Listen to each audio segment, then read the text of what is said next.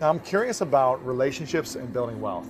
Yeah. Is it important to, or how important is it to have the right partner in a marriage or an intimate relationship in relating to building wealth? Does it matter who you choose, their mindset? Does any of that play the effect in how much you're going to make, or?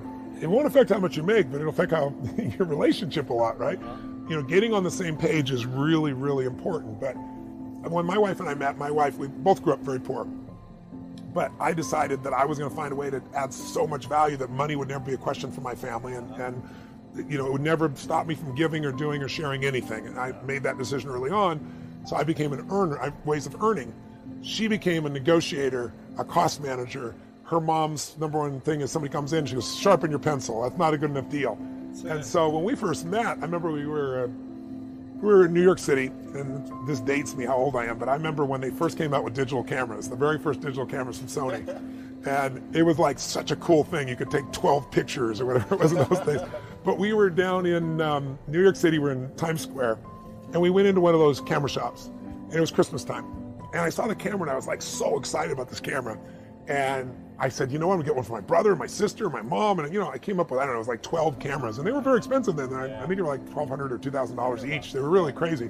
Now they're like 200 for the same. Yeah, no, not even. It's a million times better. Yeah.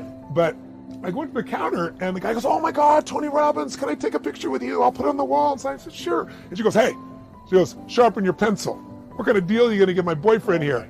And I wanted to grab her by the throat and just go, what are you doing here? It's like, what are you doing? And she's like, no, what's the deal here? And he goes, oh, well, I'll give you 10% off. She goes, sharpen your pencil, 10%. You're not taking a picture with my boyfriend. And I wanted to murder her, right? And I was so mad. I was so mad. And so she got like 15% off and free camera cases and all this stuff. And I'm shaking my head. When we left, I was like, we had this big fight. Wow. Today, I just call her Squeaky. She's my squeaky girl. She wants to go to Walmart as if we'd ever need to go to Walmart, you know? Right. And what I do is I'm delighted by the difference. And I go, you know what a beautiful gift.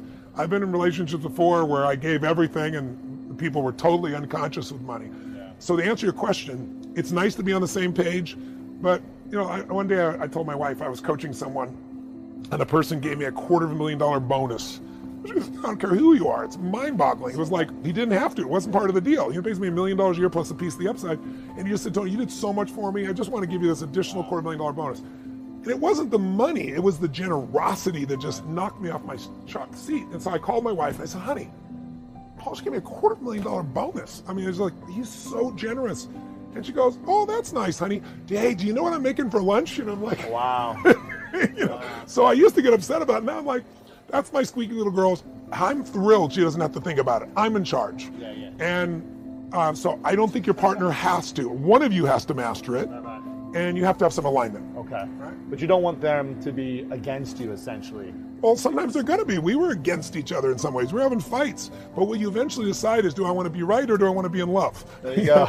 And, I'd rather be in love personally, right? That's a good quote. And then also I just said, to her, I said, listen, honey, I understand your intent. I had to go to her intent. Instead of being frustrated with her, saying, this is really actually a cool quality. And she's my opposite in that area. And we're a good balance together. Right. Most of us go through life pretending that we don't have any special goals or ambitions or desires, when really deep down inside we do really want more.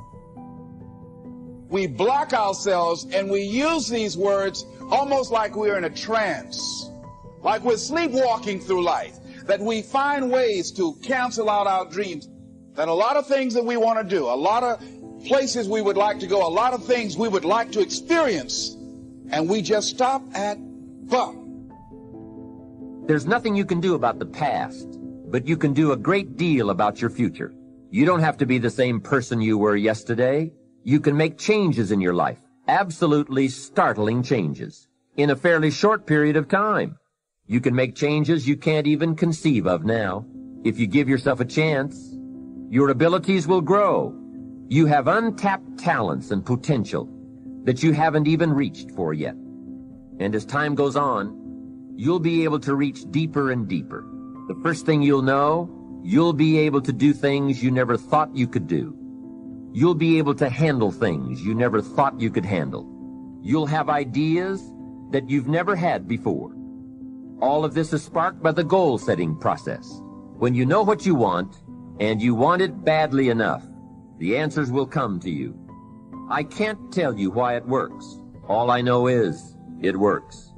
Give yourself a chance to become all you can become, and to accomplish all you can accomplish.